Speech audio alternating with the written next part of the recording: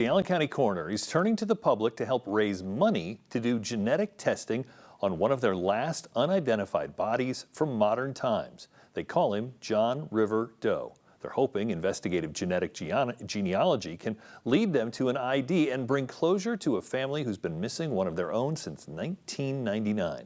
In a WANE 15 exclusive, Marcus Truccio goes through the details of that case that started 26 years ago. Where Cedar Creek meets Hirsch Road in northern Allen County is where the body of a man was discovered by a group of men walking a dog on the afternoon of April 22nd, 1999. Responding officers had little to go on as it was estimated the body was in the water for 4 to 6 weeks. 3 men walking a dog on a rainy spring day in 1999. I think they were getting ready to be done, and the dog kind of broke away from them and ran down to the near the water, and that's when they discovered the body. From the beginning, the body being in the water for so long hindered the investigation. Water's good at washing away evidence, and it seems to speed up the decomposition process.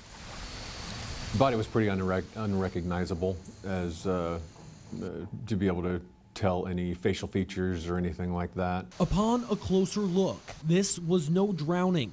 The body, which is believed to be that of a man 25 to 35 years old, was stabbed repeatedly. His hands were bound.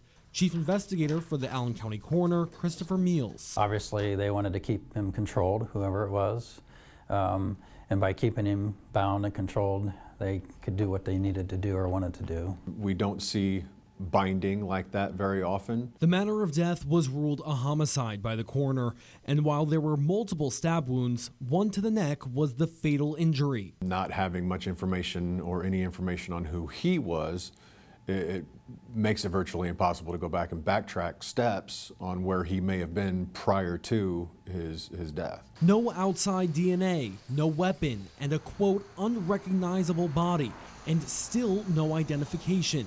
That's what has led this case to be cold for nearly 3 decades. John Does are always difficult. Trying to find next of kin is hard to start with a lot of cases because families are getting more estranged, and with it being a mobile society, families get separated. John River Doe was immediately overshadowed in the media. The body was found the same week as the infamous mass shooting at Columbine High School in Colorado that killed more than a dozen people. There's probably family out there that would still love some closure and to know where their child or brother or father, even in this case, where they went. That's why the coroner's office is not giving up. If we can get a good set of bioinformatics and upload it into GEDmatch or 23andMe, any of these family tree databases, it can help us identify ancestry. That's where Lisa Needler comes in. Say you run your DNA through Ancestry and you would look and see who's a second cousin, first cousin. We use the same idea. Needler is a co-founder of Ignite DNA based in Huntington. We try to build trees for the doe. You build them back and you find a genetic network where they match. That's called an MRCA, or most recent common ancestor.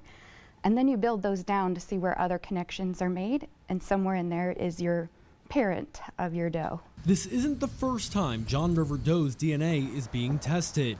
Testing found that it was biodegraded too much, so we had to do an exhumation. To get a second sample to upload for genealogy, DNA from bones in John River Doe's legs was extracted. When you're in water, it degrades your bones, and so they could not get sufficient sample of extract of his DNA in order to upload into GEDmatch or 23andMe. The sample now being tested is from a bone in the skull. And they were able to get a full, sufficient profile with enough extract to do the sequencing, the DNA sequencing, and the bioinformatics to upload. John River Doe is one of only 2 remaining cases involving unidentified bodies being investigated by the Allen County Coroner, and Needler has worked with the coroner before to whittle down that number. We have worked with Lisa Needler, with Mary Jane Doe, and that has helped us identify her family.